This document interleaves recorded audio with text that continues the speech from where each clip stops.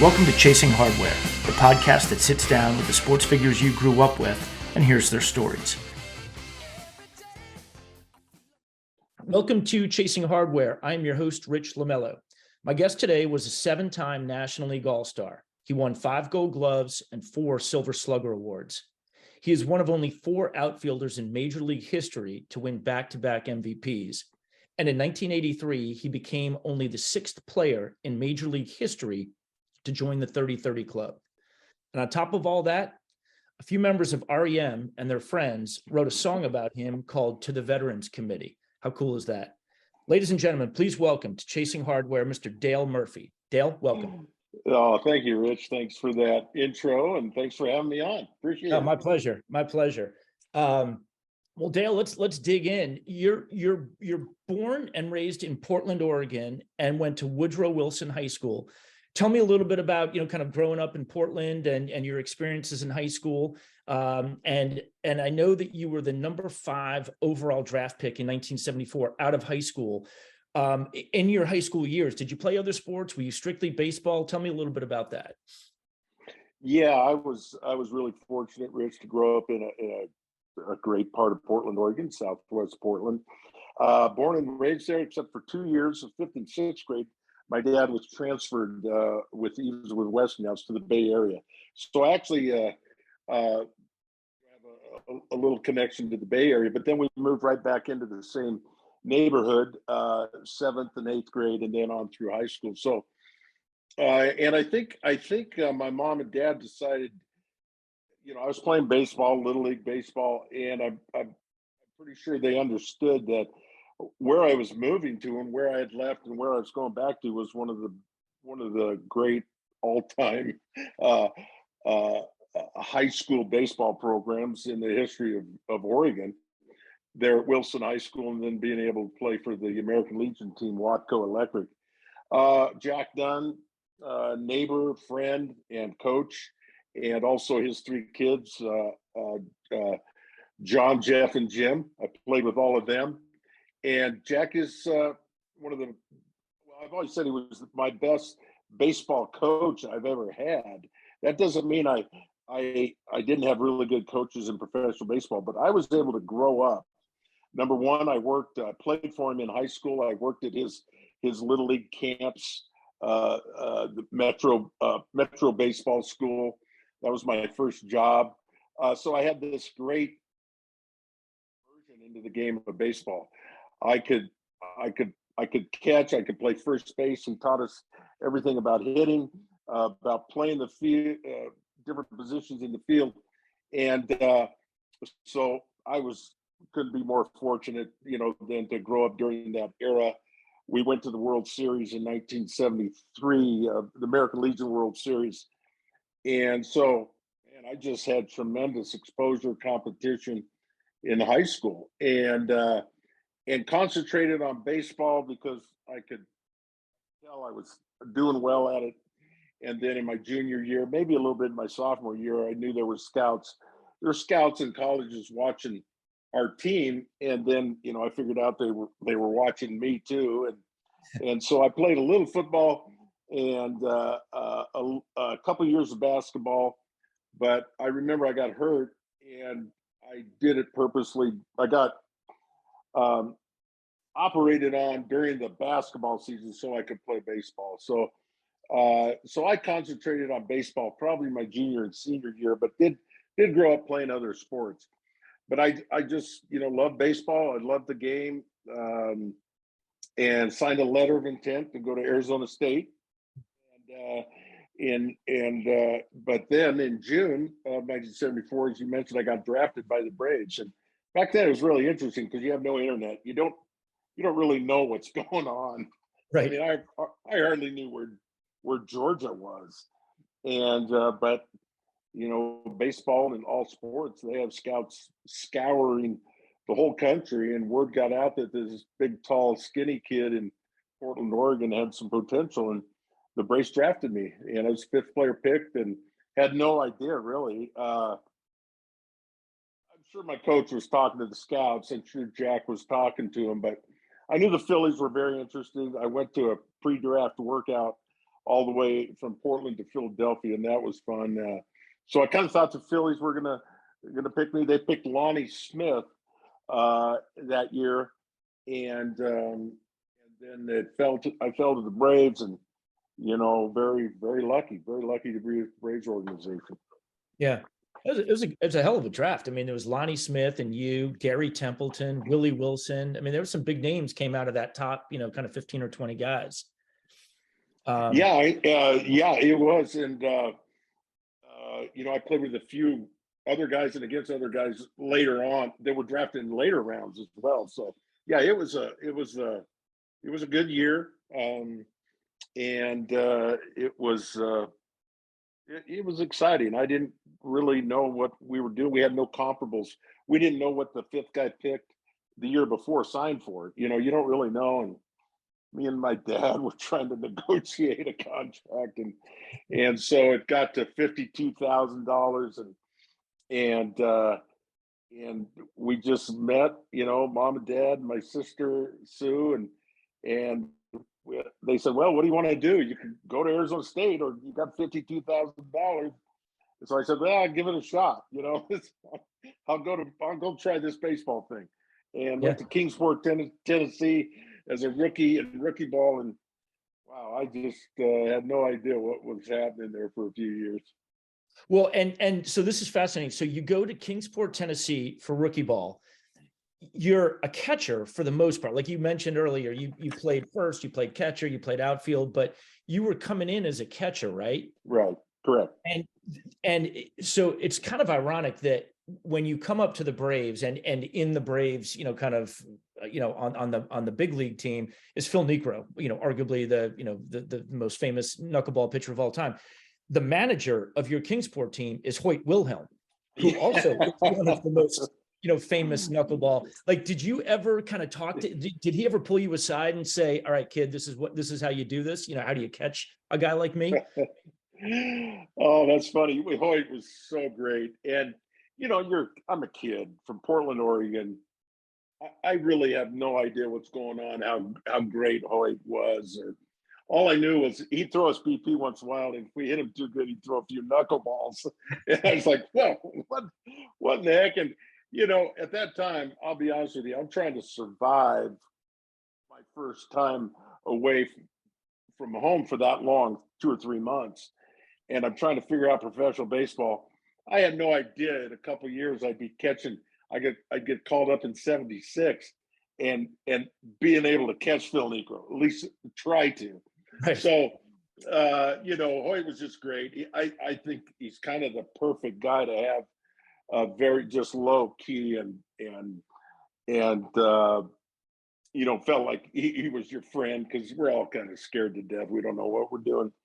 And again, in pre-internet, you really don't know what you're getting into. Pre-travel ball, pre-exposure. These kids grow up now with a lot of exposure. Their highlight films are all over YouTube, so they're used to playing, and just the whole thing. And I needed that era. I don't know if I could have made it in this era. Just less exposure, make a lot of mistakes.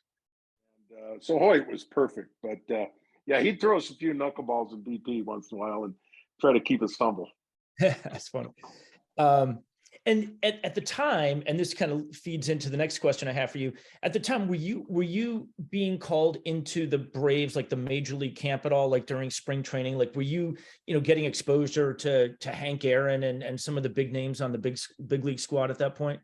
Yeah. So what happens, especially as a catcher, well, particularly if you're a catcher, at least back at that time, and I'm sure it happens now. 10 or 12 catchers will get invited to big league camp because they need you. And so I signed in June of '74, and no. Let me get my April, May. Let me get this straight. June of '74, Hank Aaron broke Babe Ruth's record in April of '74. The next year, spring training, Hank got traded to Milwaukee. He wanted to finish his career in Milwaukee. So I was there with a lot of the Braves. I was there in big league camp. Yes, to answer your question, I got right into big league camp, and I don't know what I would have done if Hank Aaron was there in camp those first couple of years. I mean, I was starstruck enough. Dusty Baker was there, Phil Niekro, Carl Morton, Darrell Evans, just big league guys that were with the Braves. Was Davey Johnson there at that point? Davey Johnson, of course, him, Hank, and Davey, Hank, and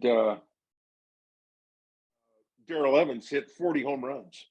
Right. Each of them hit 3 guys that hit 40 home runs. So, I was familiar with these guys, but Hank wasn't there. Davey Johnson, I got to share a story with him. Back then you were scuffling for equipment. You had to pay for your, if you got the big league camp, sometimes you got free stuff because Rawlings and the shoe people would say, well, or Louisville Sluggers say, he's obviously a kid that's got some talent. Let's give him some stuff. And Davey Johnson pulled me aside and goes, "Hey, Murph, come over here." And I'm like, "Yeah, whatever." And he introduced me to the Rawlings guys, and they said, "Hey, this is Dale Murphy. Give him a contract." So what that means is I'd get $500 and free gloves. I'd get like 2 catcher's mitts a year or whatever. It was huge. It was huge. So Davey took care of me back in the day. Cool. Yeah, I was just blown away. So yeah, it really helped me grow up pretty quick, being around all those big league guys and just seeing how they acted and what it was like. And, I'd get a few at bats here and there, and it really helped me. That's one of the reasons why it's good to be a catcher. You get exposure really quick. They can see you, real early in your career. Yeah. And the reason I was asking about Hank, aside from the fact that, obviously legend, is his brother Tommy is your manager in your first year of AA ball with Savannah. Yeah, right. What was that like? I mean, obviously didn't have the career his brother did, but he was a major leaguer. Yeah, Tommy was. Again, I played for Hoyt Wilhelm rookie ball. Bobby Dews, for those people who know Braves history, just a legend in the Braves organization. One of the best guys ever. Then I go to AA and I play for Tommy Aaron. Just great guys to play for. It's professional baseball. You've got 140 games in the minor leagues. You're learning how to play. These guys aren't pressure guys. They just trying to help you. So playing with Tommy was great. Of course, Hank was still playing, so we didn't see Hank then. But playing for Tommy was great in AA. And I was just very, very fortunate to play for Tommy and Hoyt and Bobby Dews. And then I played for Tommy again in AAA. They moved him up to AAA. Little known fact, I got called up to AAA in 1976, and I played for Jack McKeon for a month. And that was a great experience too. So I was very fortunate to have some great guys to play for and kind of help me through the minor leagues. It's a very challenging time because you're overmatched. Then you kind of figure it out. But, professional baseball is just the day in, day out competition and challenge of, finding yourself and dealing with this everyday pressure. I was fortunate to play for guys that understood it and really mentored me along the way. Sure. And you get, while you're kind of working your way up through the Braves minor league system and playing for Tommy Aaron and Dews and Jack McKeon and obviously Hoyt Wilhelm, you get called up. I'm assuming it was a September call up in 76 with Atlanta. So you come up as a catcher. Dave Bristol's the manager. And this is a fascinating time. I mean, honestly, for the nation, because the team is not that good. You're in 6th place in the National League West. But Ted Turner has taken over as the owner of the Braves, and he has this idea for this thing that nobody can get their head around at the time called cable TV. And he owns a TV station. And there's a couple of things I want to ask you about this, but one of them is, and it's also the beginning of free agency. And Andy Messersmith is brought to the team as one of probably the first or second high profile free agents. He's number 17, and Ted Turner asks him to put Channel as his, instead of his name, Channel on the back. So it says Channel 17, because that was his. I mean, this guy will market anything, anywhere. Tell me a little bit about coming up to that team with Ted Turner and kind of everything that was going on, what that was like. Oh man. Yeah. Well, Ted, so yeah, bottom line is Ted was great to play for. One of the things we miss in sports, except for a few isolated examples, teams are so expensive now, they need multiple owners. I mean, I guess that's the best way to put it. It's hard to have one guy as the owner, which I think sports misses to a certain extent.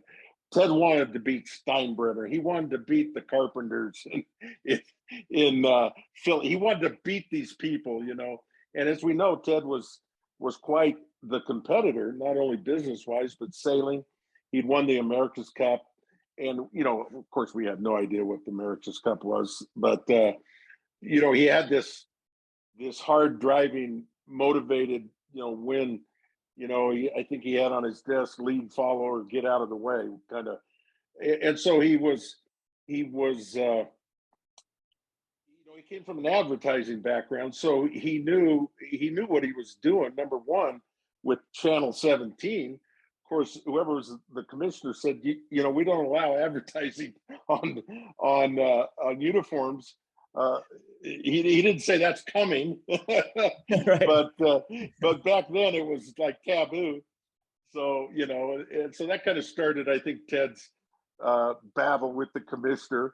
Ted wanted to coach one day, wanted to give Dave Bristol, a couple of days off. So he says, I'm going to take over as manager. I was in Richmond. I wasn't in Atlanta when this happened. So Ted takes over, and of course, Bowie Kuhn says owners can't manage, but he did manage one game. And actually, Phil Niekro was pitching that night, and they said Phil said Ted came up to him and goes, Phil, where do you want to hit tonight? And next he goes, Ted, I'm pitching. I think I should probably hit ninth. He goes, oh, okay, well, whatever you want to do. So that lasted a day. So Ted didn't invent satellite TV, but he moved it, to a place that no one had done yet. He was looking for content. I mean, that's why he bought the Braves. He was looking for content. He wasn't, it didn't start out with this thing for the World Series, to be a great team, an America's team, so much as he needed something that was on. Way ahead of his time. As we know, during my career, on YouTube, there's a commercial of me doing something for 24-hour news. We're all like, oh, that's never going to work. And so, CNN was born. And so he was, eccentric in a lot of ways, as we know, but it also, that kind of happens when people are innovative. And so he figured out, I need content. I'll buy the Braves, put them on. And they said, Ted, you can't do that locally. No one will show up. He goes, I don't care. I'm trying to get it out, whoever has a satellite dish or cable TV. He says, as a matter of fact, I'm going to do a replay at 1 a.m. Eastern time for those who are living in Hawaii. So we were actually on twice at the beginning. And what he found out was if we were playing well, people wanted to come to the stadium. If we weren't playing well, people would watch it on TV locally. The bottom line is, he created something that was remarkable, and it's an untold story. I do have a friend that is working on some ideas of TBS and sports, and particularly Braves baseball. You can go online and see what he thought of first. We were one of the first ever sports documentaries. It's a long way to October, and I think they won an Emmy for it. They had cameras around us, following us around the whole year. We ended up winning the division in '82. So he had these ideas, and some worked, some didn't. But generally, what he did for Braves baseball and for baseball in general, as I talk now to people, I'm 66 years old. Rich, I talk to people from every little town, state, Hawaii, Alaska, that are Braves fans or baseball fans because of what Ted did with TBS. We were on every night. He exposed the game of baseball to people that are still fans of the game. And I think it's under recognized and appreciated what Ted did as far as that is concerned.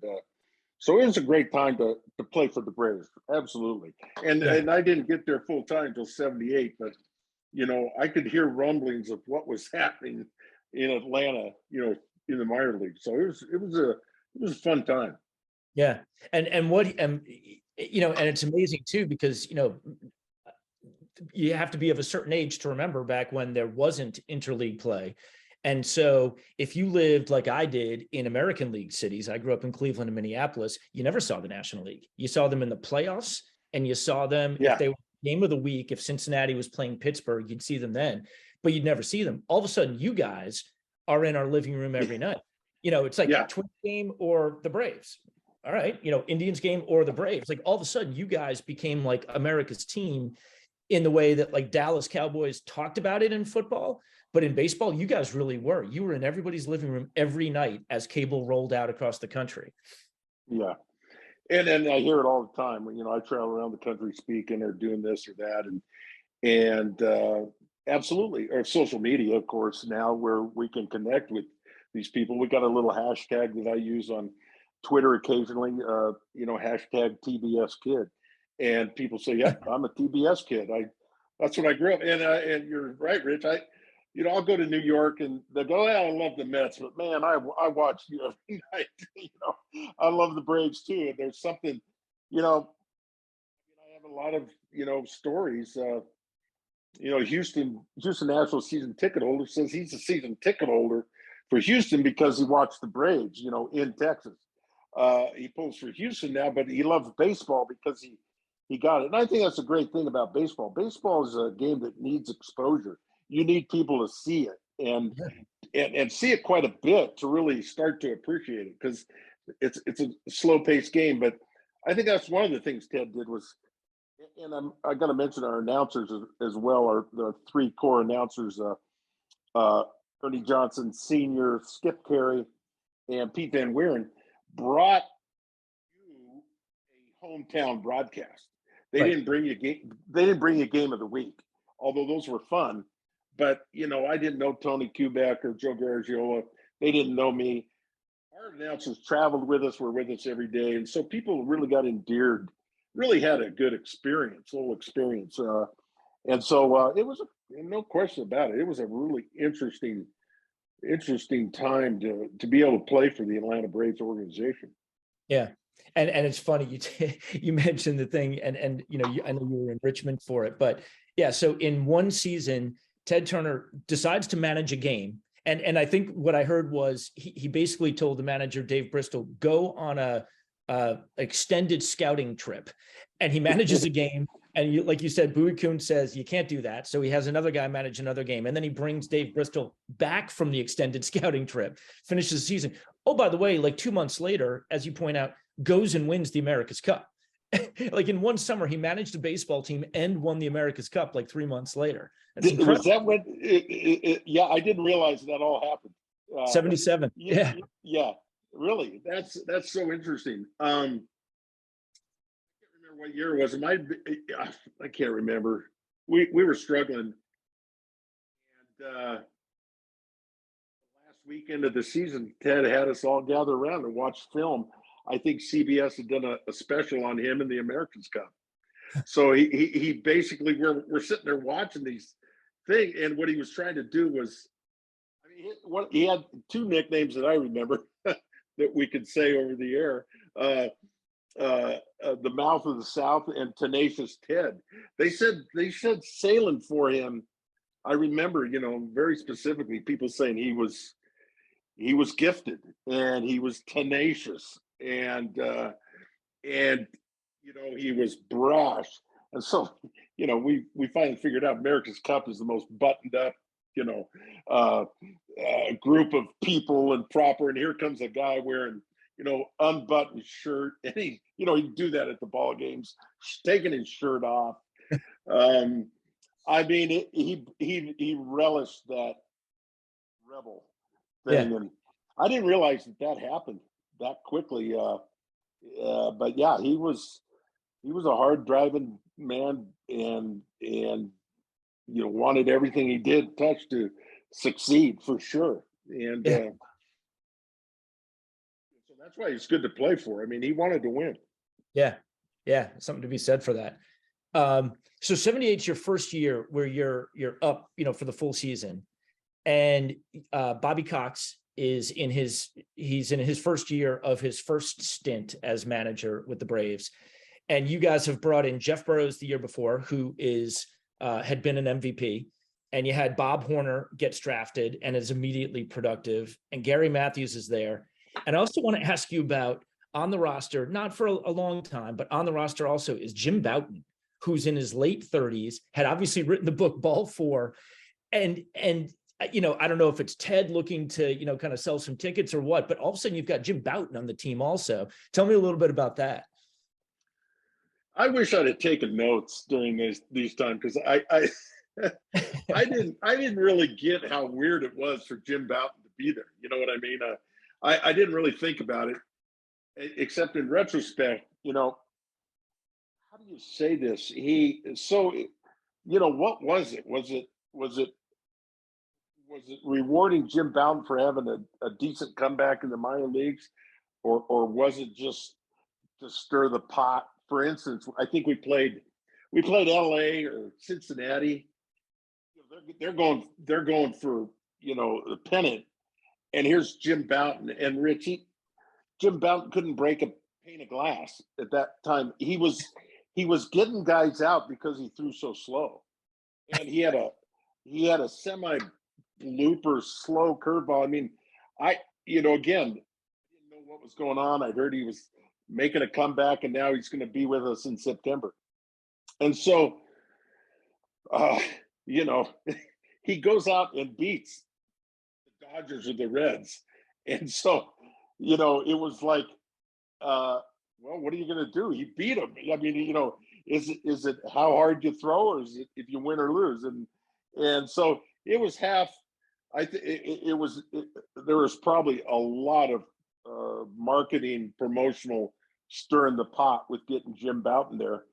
I didn't talk to Jim that much. I just, I'm just kind of there. It's like, I think Greg Nettles said it best when he was with the Yankees. I had two. What did he say? I had two dreams as a kid. One to play Major League Baseball, and the other one to, run a zoo. And I got to play for the Yankees, and both things, came true. And so it was kind of like that for the Braves, because Ted was every promotional activity thing he could think of. So I'm sure that had a lot to do with this. But yeah, Jim Bouton, it's just crazy. But he wasn't, if radar guns would have been invented back then, it would have been embarrassing. He probably didn't break 80. I'm not kidding. It was all finesse, and that's probably why he won, because everybody's like, "What? I can't wait that long to hit this." So it was crazy. That's funny. And you guys, in those first, kind of 7 or 8 years, many of them obviously losing seasons, a couple of, winning seasons as the early 80s kicked in, but you guys were always hitting home runs. I mean, this is not an era when people are hitting 40 and 50 home runs regularly, but, you and Horner and Burrows and Matthews, you're always good for, kind of 20, 25 home runs. What was it like with you guys, you and Horner and Burrows? Was there, a lot of, comparing notes and things like that? Yeah, we started to Bob Horner. First of all, I got to talk about Bob, best hitter I played with, and helped my career tremendously, having him in the lineup around me, Sure. Right behind me. Bob signed out of Arizona State as the player of the year, first pick overall, starts negotiating with the Braves and says, oh, by the way, I'm not going to the minor leagues. And we're all like, who's this guy think he is? what's he mean he's not going to the minor leagues? There is 5 guys in the history of baseball that didn't go to the minor leagues. You know, that was probably before the minor leagues was invented. Right. So Bob comes up and wins Rookie of the Year, faces Bert Blyleven in his first game, and hits a home run off of Bert Blyleven. And we're like, okay, I guess we, you know, he's that good. I'll say another thing. You know, I didn't get to know Jeff that well. Jeff was kind of quiet, but Gary Matthews was not quiet, and he really helped my career. You know, had some honest conversations with me. He challenged me, said I was looking scared, tentative. You know, and you need guys like that. And so, you know, you need guys that'll have an honest conversation with you throughout your life. I guess that's why they called him Sarge, right? Absolutely. And my understanding is, see, now this is, I don't even know why he had a nickname with us, but he was called Sweet back then. And we always called him Sweet. But then he all of a sudden he's got this nickname Sarge. And what I heard was when he went to Philly, Pete Rose gave him that nickname. And I could have my timing mixed up because, yeah, he was Sarge. He went to Chicago after Philly, I think. But anyway, it fit him a lot better than what we called him. And I don't even know why we called him Sweet, but he took charge. He talked. He had swagger before the word was invented, you know, right. and confidence just exuded out of him. I was a quiet, do nothing, you know, didn't throw my bat or my helmet or anything. And he's like, you know, Murph, you got let's go, pick it up a little bit. And the reason why I would say that is he really opened my eyes one day when he challenged me and said, "What do you know? You're tentative. You look scared." And I really took it personally, of course, but I really took it to heart. And I've always appreciated someone like him that would, you know, have like I said, an honest conversation. When he got traded to the Phillies, I did one of the first and last things. I went right into John Mullen's office in spring training. When I heard the rumor, I was like, what am I doing? I'm going into the GM's office. I'm going, hey, this isn't true, is it? I mean, it was really a weird thing I did. And, you know, he said, yeah, we're going to trade him. So, you know, that was a tough time when we lost, when we traded Gary. So those were early days. We were having some good offensive days. Like you mentioned, we had put in some good lineups. But Atlanta Fulton County was a good place to hit. It was a tough place to pitch. So, you know, baseball's about pitching. And when we put some good pitching together, we had a couple good years, but we didn't have pitching and defense long enough to be a sustained championship team. Yeah. Yeah. And I want to ask you also, you mentioned Mullen, the general manager. Before him was Bill Lucas, who was, I think, the first Black general manager in baseball. Turner had hired him. And he, you know, kind of sadly died of a brain hemorrhage at a very young age while he was the general manager of the Braves.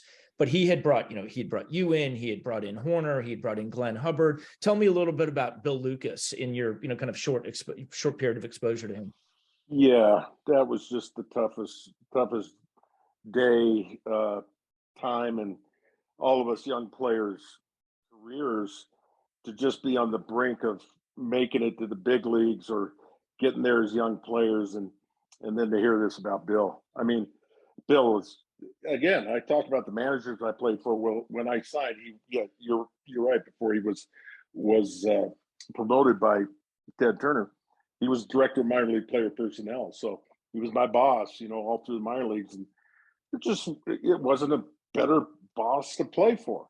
You know, he wanted you to succeed. He was a friend. He knew my parents. I mean, he just was class all the way. And he put together a bunch of good draft choices, draft classes. And so again, I just look back and so lucky to play for Bill Lucas. And he left a mark on that team that I think has endured, you know, and just, you know, I didn't even, like I said, I didn't even know what was going on, an aneurysm. I'm like, what are we even talking about? You know, he passed away. I mean, what happened? And And as years have gone by, I again am so grateful to have exposure to class people and class leaders that kind of set the tone for how you're supposed to play your career and live your life. The success of a team is not the guys on the field only. It starts, there is no question in my mind, it starts at the very top. Winners, win with class, uh, run the organization, do what you're supposed to do the right way. It filters down from the top, and guys can feel that. Yeah. And it starts at the very top. And so those early days, it was kind of interesting too, because we had Bill and then we had Ted. It was just like, I think early on, Ted was really involved, which is a problem in sports, don't you think? Isn't your experience show that owners love to think they own the team? So yeah, it's your money, it's your team. You should be able to do this, but you don't know what you're doing all the time. Right.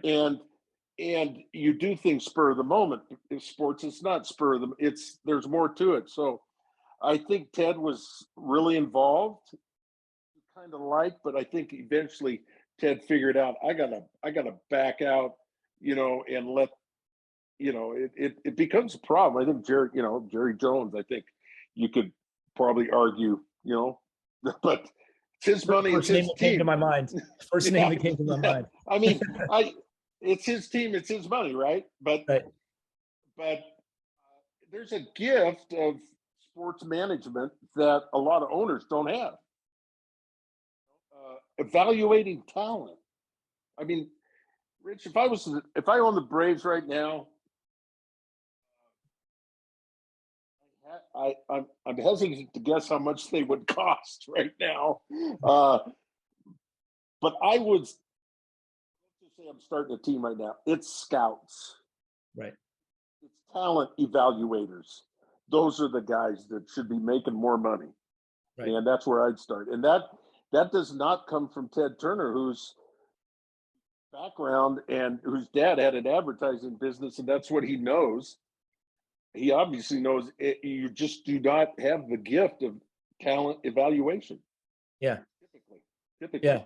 Yeah, for sure. And you could make the argument that, a few years down the road, when he brought Bobby Cox back from Toronto and put him in at first as general manager, I think. And then ultimately, all of a sudden you had him and you had Shorholz and you had that's when it took off. Like you had the professionals. Yeah, absolutely.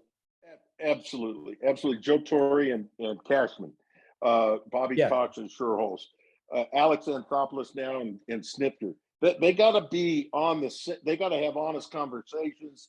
They have to be a great team, and that happens in any sport. GM and the coach, or vice president, whoever. But the owner is got. But getting back to Bill Lucas, I think you can say that, as you mentioned, you're right. He put together some really good draft classes as director of minor league player personnel, and Bobby did too. And by evidence of that, when Ted fired Bobby the first time, Joe Torre came in with players that were from Bobby Cox and that Bill Lucas era, the whole thing. And so I'm not saying Joe was great to play for. By the way, I had my best years under Joe. So, but the point is that, that group in the late 70s really got things going in a good direction. Yeah. And in those years, I think it was during the strike year 81, Gaylord Perry and Al Raboski, the mad Hungarian, come to the team. What was it like? You got Niekro, the crafty knuckleballer. You've got Raboski. You've got, Gaylord Perry, legendary for, a million reasons. What were those guys like when they came in? Oh, well, I loved them all. Of course, Phil, I got to know the best for obvious reasons, and I really miss Phil. Phil passed. Yeah. I can't even remember his last summer. I get mixed up, but Gaylord. Oh my gosh, Gaylord was. Okay, I just got to tell you. So I'm in spring training, and Gaylord. This, like you said, when was it? 81. And 81. and he he's Gaylord. He's not a young Gaylord anymore. He's not throwing that hard and stuff, just trying to get in shape. But he did not like to get hit.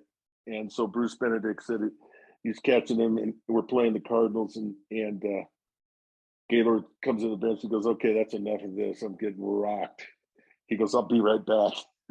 And then he's like, where are you going? Gaylord comes up back, and he has got Vaseline everywhere you could put it. And it's spring training. It's just like, what the heck? Well, the guy gets on first base. He goes to steal. Bruce Benedict goes to throw him out. It sails into center field because it's got Vaseline all over it. I pick it up in center field. I try to throw the guy out at third. Ball goes flying out of my hand, and I look at my hand. I'm like, what is all over that ball? I mean, I'm sure Gaylord wouldn't mind me telling those stories, because I think we all kind of, I think we all know what was that. But just again, didn't play for him for very long, but what a great person, and what a crazy career when you break down all the things he did and he tried. And it was such a weird era, wasn't it? I faced him as a hitter. I'm like, that ball is loaded, check that ball. And it was a weird time to play. They let people get away with stuff and didn't check Gaylord that much. It was kind of like, oh, it's good for the game, hang with him, Murph. He's a 25-year veteran. Yeah. He could do what he wants. You'll be talking about this 30 years from now. That's right. Yeah, right.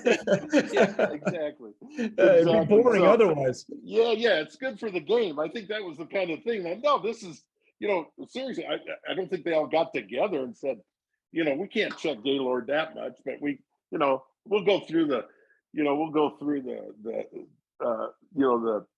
show of checking him and checking the ball. I'm like, you got to be kidding me. That went all the way to center field. I couldn't throw it. That's awesome. That is so funny. And so Torrey comes in after that. What was he'd been in New York at that point, and I think St. Louis. Had he been in St. Louis yet? Well, yeah, I think so. Okay, yeah. So he comes in, and you got to start winning immediately.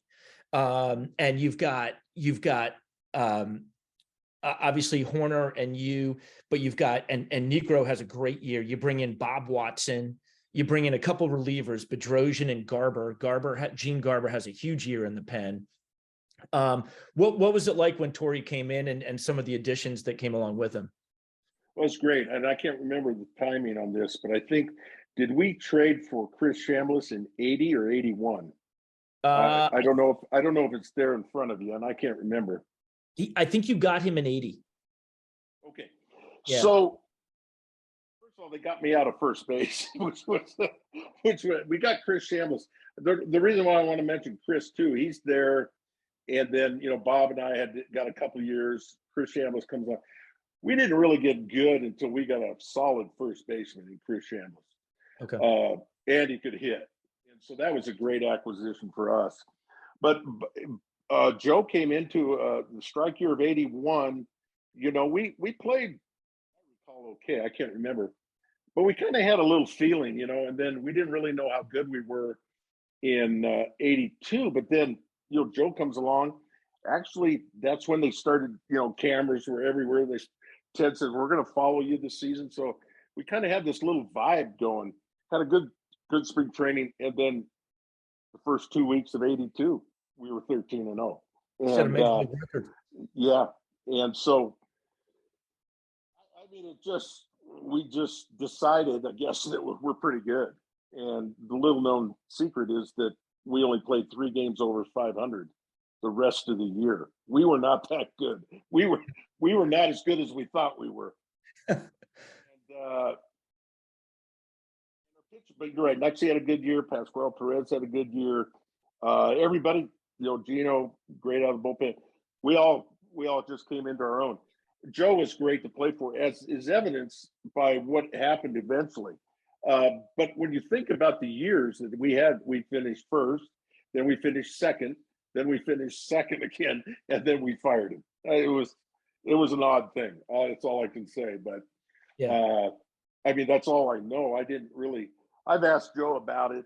You know, why did you get fired early? You know, we were doing pretty good, and part of the reason, one of the things, I think there's a couple of reasons that I've kind of gleaned from him and everybody else is they wanted to fire Bob Gibson, we had as pitching coach, but Joe and Gibby were tight. They had played together in St. Louis. Yes, and really tight. And so I don't think that went over really well with Joe. And the other thing is we had, I think, I'm guessing John Mullen was still GM, but there was inside the organization, Joe told me recently, as a matter of fact, last summer, he said there was a movement in the organization to elevate Eddie Haas as the next manager, who was kind of a long-time minor league guy that a lot of people in the organization, you know, wanted. And that's kind of what Joe kind of said, is they wanted, you know, they really did want to go a different direction, which, you know, I think they thought, you know, I don't know, it was different, but things don't always last. But Joe was great to play for. I had my best years under Joe.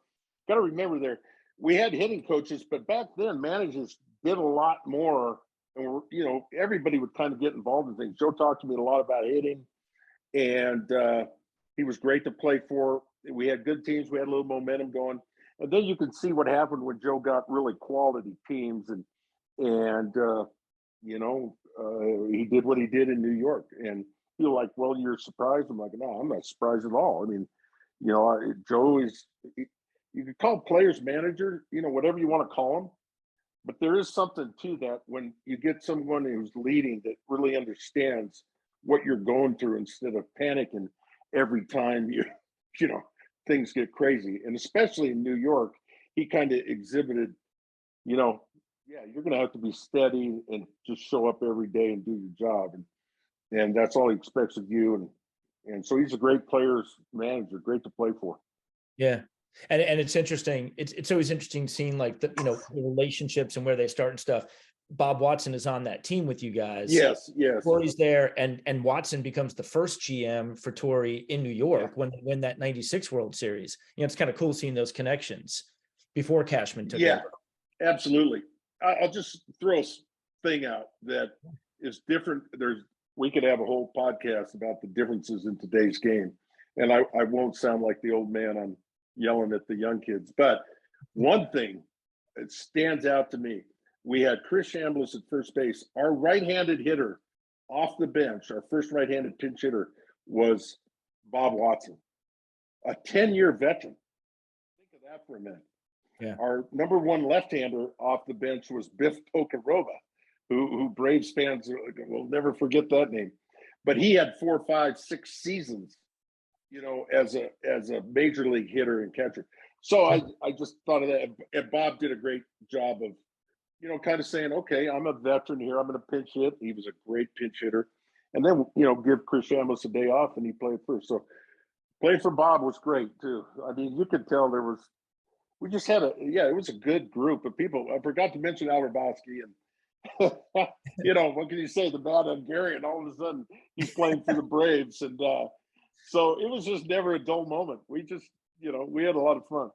That's awesome. And what was Bob Gibson like? I mean, I know he was on the staff. What I mean, because obviously legendary, intense pitcher. You know, what was it like having him as a coach? Well, he was intense. I mean, you know, interesting enough, if you look back at the coaches roster, Rich, you'll see I don't know if they labeled them, but they kind of had 2 pitching coaches, Bob and Rube Walker. Oh yeah. Which they're polar opposites, you know. Right. And so I think Rube was there to kind of temper, you know, everybody's relationship with Gibby. I mean, he wasn't in your face, but he was kind of a no nonsense guy. Right. And so yeah, you could tell that right off the bat, even as a coach. So he's probably one of those guys that related well to some pitchers, and Rube Walker probably related well to other pitchers. You know, I think they liked Rube because no, that was Johnny Sane, actually. Johnny Sane didn't believe in running. So that's, you know, his whole thing was you can't run the ball to the plate. So I know pitchers love to play for Johnny Sain, but Gibby was great, but he was no nonsense. But you know, one thing, Rich, he told me, and I heard him say this: I have a reputation of being a headhunter and throwing at guys.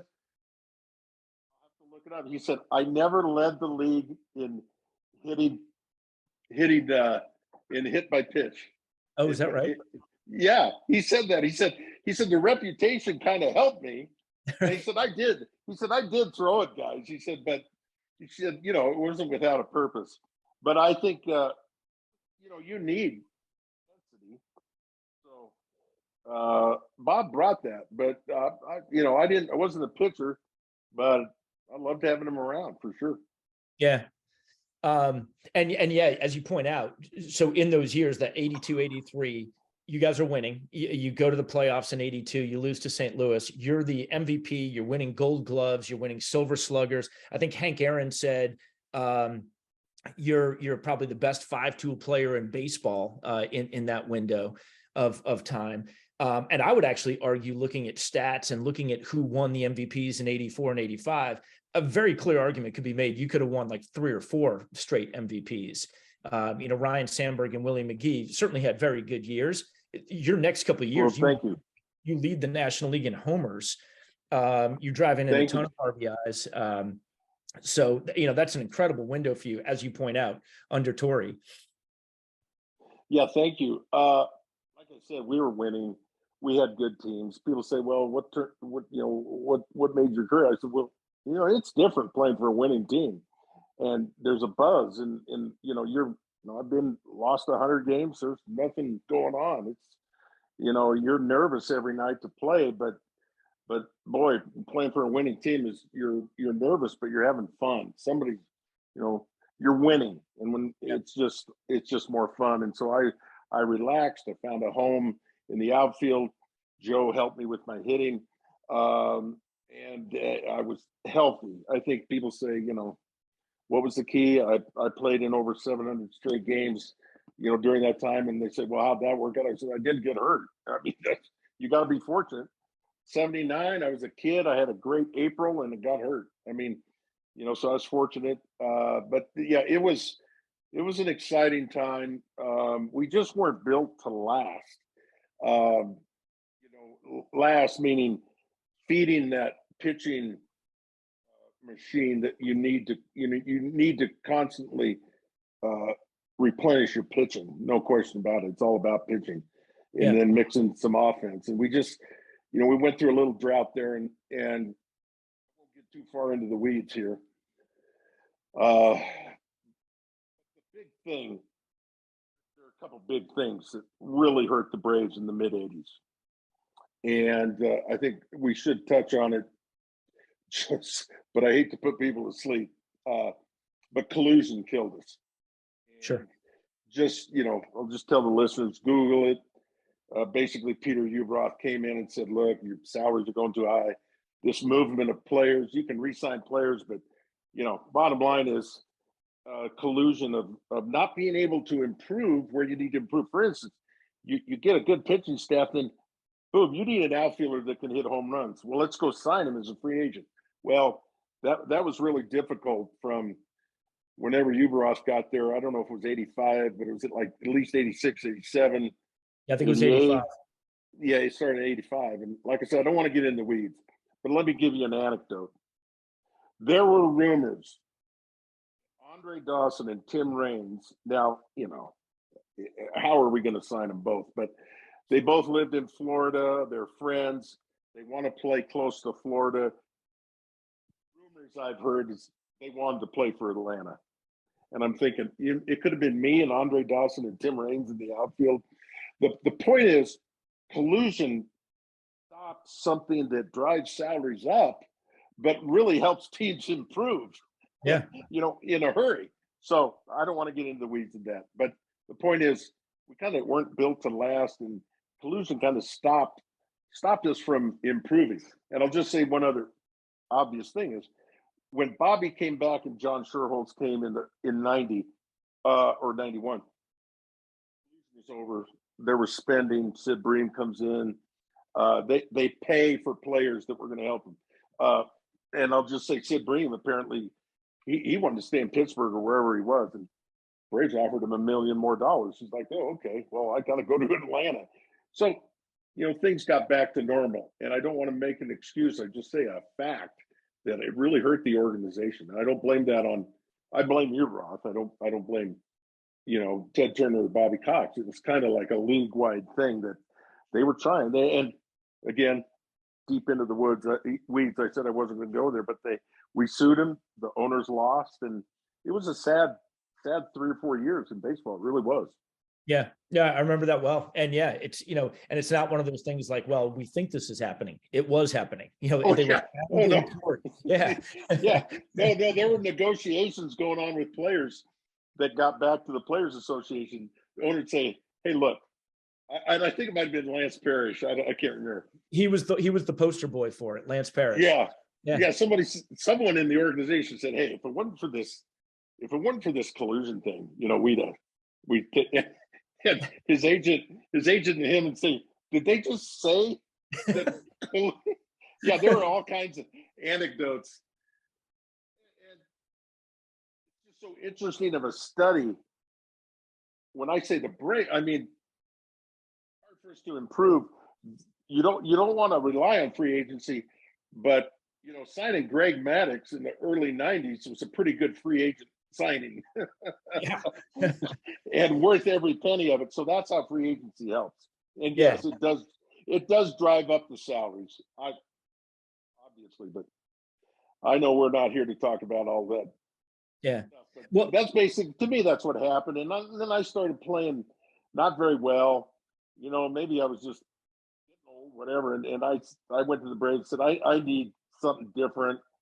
I'm going to move on next year. I'm going to be a free agent. And I said to Bobby, I said, hey, if there's a team that's interested, I certainly, have a right to veto I have the right to veto a trade, but I'll look at it. Sure. And he said, okay, you're leaving next year? I said, yeah, it's going to be 91. And I said, I'm going to leave. So the Phillies like, hey, we're interested. We're interested in Murph, and we'll extend his contract. So I'm looking at 30, what was it? 30, I've lost my train of thought. 30, probably like 4 or 5, 34 or 5. Not having very good years, kind of on the downside of my career. But Philly say, we'll extend your contract. I'm like, I'll go to Philly. Sure. And so it was a real good experience. I loved it. I loved the organization. Kind of got a little hurt, didn't really play great, but had a great experience. And then sure enough, in '93, they go to the World Series. Right. And so, and when I left, as we didn't really mention, Rich, I'm sure you're curious, in '91, when I left the Braves, in '90, they went to the World Series. So, yeah. I had some weird timing, but I look back and I needed to move on. And I didn't know all the changes that were going to happen in Atlanta. And time to move on. And so it was an interesting experience, too, going to Philly. Well, and real fast with Atlanta, you caught like the tail end. Well, your end was like the very, very beginning of like Glavine and Smoltz. They were coming up. They were, young rookies, whatever. Could you see it? Did you see like, oh my God, these guys are going to have a nice run, or were they just young pitchers in the system? Good guys with good stuff. But I'd be lying if I said, oh, here's 2 Hall of Famers. Right. But great kids. We didn't have a very good team behind them. So, and they were young. They're learning how to pitch. But I love the guys. And but when the Braves put a team behind them that could play defense, and of course bringing in Maddux, but pitching is how good is your defense usually, unless you can strike out everybody. And so they came into their own. They just blossomed, and obviously you could tell they were good. But wow, what they did was remarkable, and I wish I could have been there, been part of it. But I was lucky to play with them at the beginning and see those kids. Sure. And I had a funny story. At my restaurant, guy came up to me and goes, "Hey, could you sign this 8x10? Chicago. It was, 80, 88, 89. And you came out on the bus and you got right to me and you said, sorry, I got to get on the bus. And he goes, could you sign this now 30 years later? I go, oh, yeah. He goes, well, he goes, on the back of this picture, I got a couple pretty good players. I go, oh, who's on the back of it? He goes, I got two rookies, John Smoltz and Tom Glavine. Yeah, pretty good players. Yeah, it worked out pretty good for you. I was like, you sure you want me to sign this picture of me? That's great. So it was fun. It was fun. And it's funny because you go to that Philadelphia team and there's some personalities in that locker room. Dykstra, Darren Dalton, John Crook, Roger McDowell, Mitch Williams comes in the next year. What was that squad like? Well, it was never a dull moment again, but yeah, they had the reputation as the wild bunch. But again, as I've experienced in my career, I had a great experience. Those guys. That's the thing about any business and anything you do. You got people from different backgrounds, different countries. Everybody thinks differently, but can you come together and and respect each other and play Sure. hard? And that's what I experienced there. I mean, I was treated like I was there 10 years, and the guys just treated me with respect as a kind of an old veteran guy, coming in, and everybody kind of knew I was at the tail end of whatever was going to happen, and I had a great experience. Yeah, all of those guys were. I think everybody knows that it was a wild bunch, but they came together, and good people, and good organization and fans. I know they get a rap sometimes, but boy, those fans they love you. It's just that they let you know sometimes when they're disappointed. Oh, yeah. But they love you, and I still get people saying, "Oh man, I loved it when you were at the Phillies." I was like, "Did you look at my stats? I really wasn't that good." they just, when you pick Philly to go to, it's like Bryce Harper. He picked them. It's like, I'm choosing Philadelphia. That means a lot to those fans. They love you. Yeah, that's cool. And I have to ask a question. I know your last year at Colorado, you were not there for very long, and you retired in the season during the season. But one thing that stands out to me with that team, it's their first year, Colorado Rockies, their first year of existence. Don Baylor's the manager. They're playing at Mile High Stadium because Coors Field's not built yet. They set a major league record that still stands today. 4.5 million fans came through the turnstiles.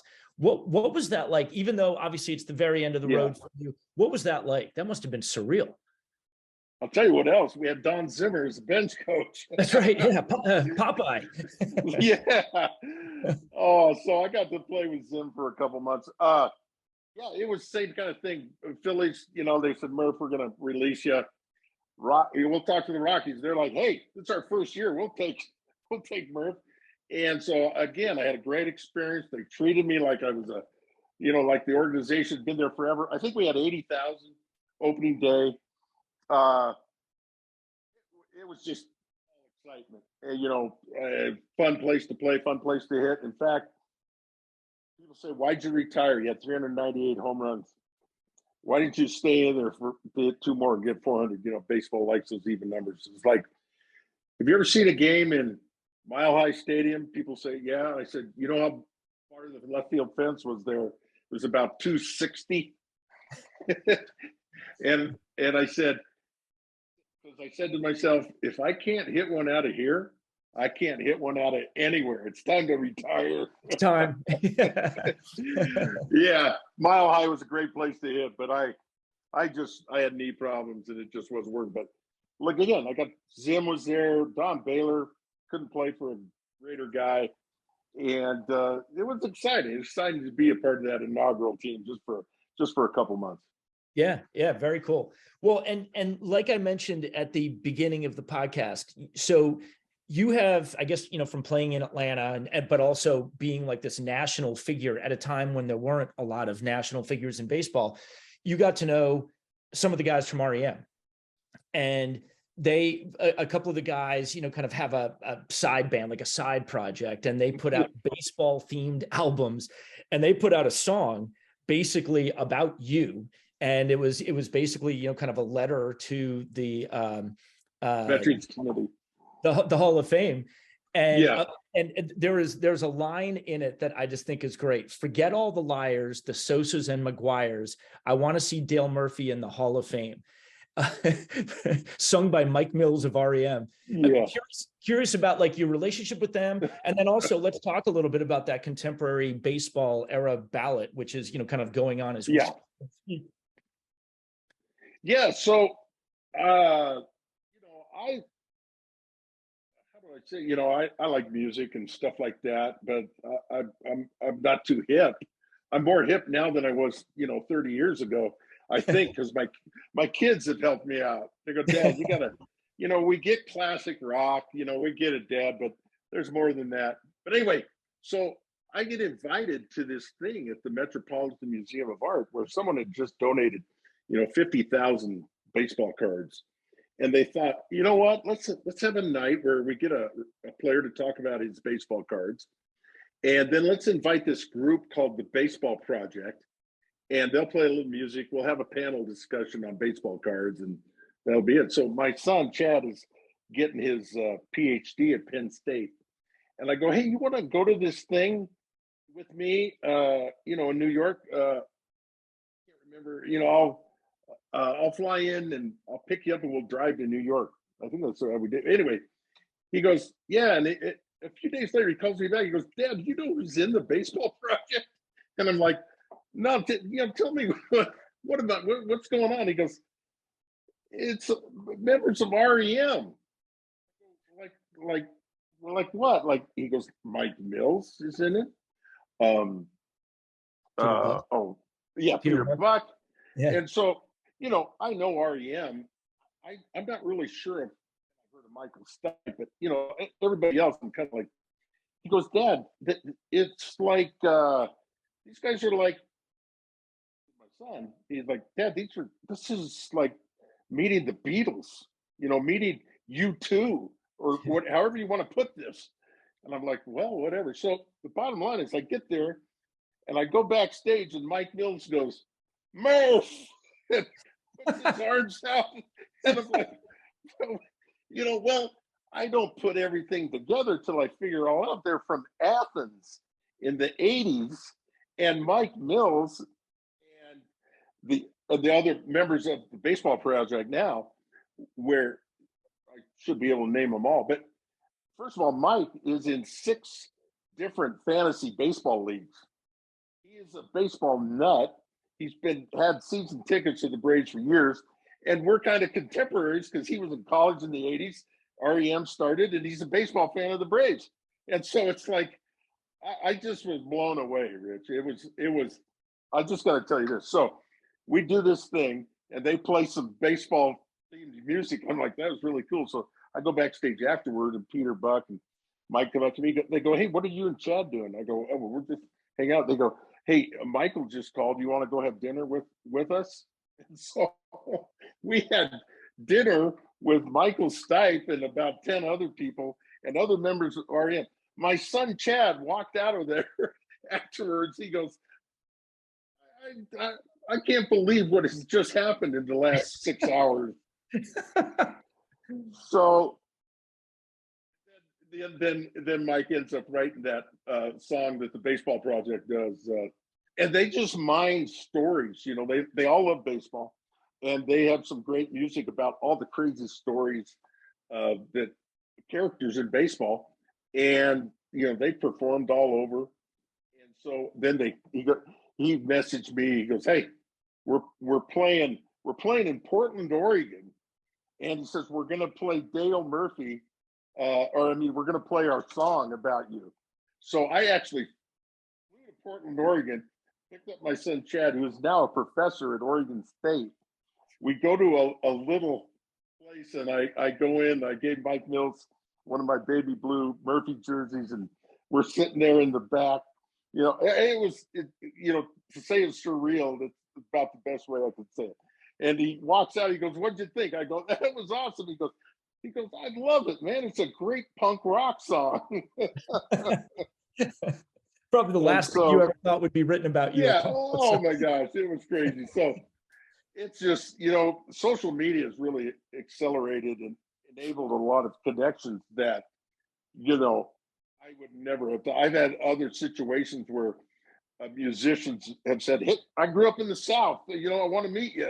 And so uh, it's been a lot of fun. It's been Oh, a that's lot of awesome. fun, and so being able to meet Mike, and I texted Mike. I texted him about going to a University of Georgia game, and he's like, "Let me know," because he's there every week for Georgia, and just a great guy. It's been a lot of fun. It's been a lot of That's fun. awesome. That's awesome. And obviously their Oh, song is about, kind of the yeah. hall. Curious your thought, your take. I'd love to get your, your your views on this. Well, so they changed the voting, Rich. They changed it to just have everybody lumped into the Veterans Committee, all retired guys, which was thousands. They said, let's look at the eras. So every 3 years, you're going to have your career scrutinized. And so this is the third time I've been on this era ballot. This is a little tweak now this year. Now it's called the contemporary era. It was the modern era. And so, I just found out via social media, basically, in some text. They don't really get in touch with you directly, but they put you out there. So I'm with a real interesting group. Talk about interesting. We have Barry Bonds and Roger Clemens, first of all, all the steroid situation era, if you want to call it that, and Fred McGriff and Don Mattingly and Kurt Schilling, who said last, I don't know, I don't know what's going to happen there. He's been disappointed with the Hall of Fame, but I think he should be in the Hall of Fame. And so anyway, I'll find out the first week of December. They're going to meet at the winter meetings, and I don't know who's on the committee. You got to get 12. It's hard to get 12 because there's very deserving guys on there, and I don't know how the votes are split. I have been on before, and I don't know how I did, so I don't know how close I was, but I'm thankful for the chance, and I don't know what to say, except we'll see what happens. But I do want to say this before we end about steroids and everything. Yeah. I've been pretty vocal that it's wrong, however you want to say it. But I'm not happy. I'm a little frustrated, I think, while a lot of people are, that every year we have a war, so to speak, in baseball with the fans and with the Hall of Fame about the steroid era. I mean, we relive it every year. Yeah. And I'd like to see some kind of best way to say it, a truce. We got to figure this out. Their records are in the books, and I am as anti-performance and anti-enhancing drug as you can get. But people say, who's the home run leader? They want me to say Hank Aaron. I'm like, yeah, I get that. And in my mind, Hank is, but Barry Bonds' record's there. Now, whoever made that decision, there's no asterisk, there's no nothing. I would just like to see us come to a meeting and say, we got to figure this out, because I don't like how we're reliving it every year. Does that make sense? We talk bad about these guys. I think there's some context. I think generally sports is still having problems, but I think generally kids are pretty aware now that you're going to get tested. There are legal supplements you can take. It's better training, better sleep, etc. We don't need to take steroids. I mean, you're going to get caught, and it's not right, and it's wrong. I sure would like to see us come to a kind of a truce. I'm tired of talking bad about these guys and talking bad about the steroid era, talking bad about the Hall of Fame. It's kind of a mess. I don't like reliving every year. I think, aren't we big enough to move on? Yeah. So I couldn't agree more. And I think two things pop into mind. One is, do you set something up in the hall, like a separate, I mean, I'm thinking in physical terms, Yeah. but just like a separate entity that says these guys, while using performance enhancing, kind of drugs, had Hall of Fame careers that were, in to a certain extent, PED enhanced. So Barry Bonds, who a lot of people will say, even before he started doing, I mean, obviously you saw him physically change, like as a man, he was going to be a Hall of Famer no matter what. Do you put him in, but like a separate wing almost, and just say he's in now, so we don't have to have that conversation anymore, but take guys like you who didn't use PEDs and say, but like, look at this body of work, look at these numbers in an era when people weren't hitting 50 home runs, kind of on a weekly basis, on a yearly basis, put them in. And then you're sending a message to young kids. You don't need to look 398 home runs and, driving in 95 runs a year. That gets you in the Hall of Fame. Be a 5-tool guy that gets you in. You don't need to hit 790 or whatever the hell the number is. Runs with twos. That I'm agreeing with you. We need to have the conversation. Let's have it. You know what I mean? Is it a separate wing, or is that, or is it not a separate wing? Do we put the careers in context? Let me tell you another thing, Rich, that people got to understand. There will be no more 300-game winners. Right. Pitchers. Who's the next one to hit 500 home runs? I mean, the Hall of Fame is going to have to adjust a whole bunch of things because the numbers are going to be different. Kershaw's going to have or complete games. Let's take some stats. 3,000 hits. Who is next that even has a chance of getting 3,000 hits? I don't know who it is. You know what I'm saying? These benchmarks are not going to be reached anymore. So the stats, I think you bring up a good point that it's evolving and it changes. You don't have to have 3,000. You got to you got to have good numbers. You got to play the game the right way. And by the way, if you do get sideways, you may not get in, but it may take you a lot longer. Do things the right way. Right. So I don't know the answers. I'm not really into, every year on Twitter, everybody's saying, oh, the Hall of Fame, it's, how can you not put Bonds in there? There's so-and-so's there. Yes, it's a difficult conversation to have.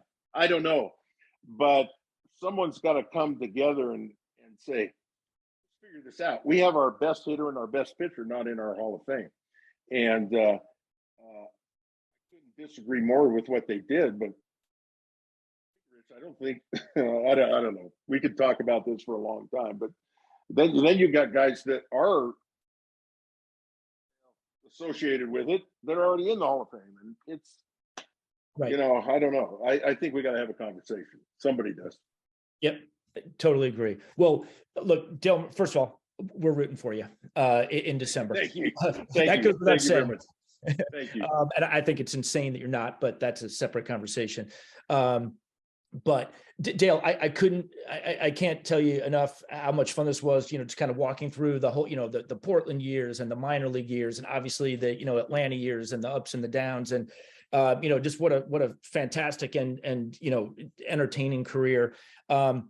I thought I'd leave you with a comment. Your manager, who had some of your most productive years under, Joe Torre, once said of you, you can put him in a class with a Mays or an Aaron because he can beat you with the glove and he can beat you with a home run. And and then talking about a 5-tool guy, the fact that you were also whatever it was, the 6th guy to be a 30 for 30 guy, just at such an exciting career. And I can't thank you enough for coming on Chasing Hardware. Well, thank you so much for having me on. And as I said before we started, us old guys like to talk. So feel free to edit this within a good time frame for you, because I could keep talking. I'd love to talk to you and look forward to being on again sometime. Awesome. Well, thank you very much, Dale. Thank you, Rich. And thank you for listening to Chasing Hardware. I've been your host, Rich Lamello. The Michael Stanley Band brought us in, and the Suburbs with Life is Like are going to take us out. Speak to you next time. Tonight, it feels like life. Come on. Life is like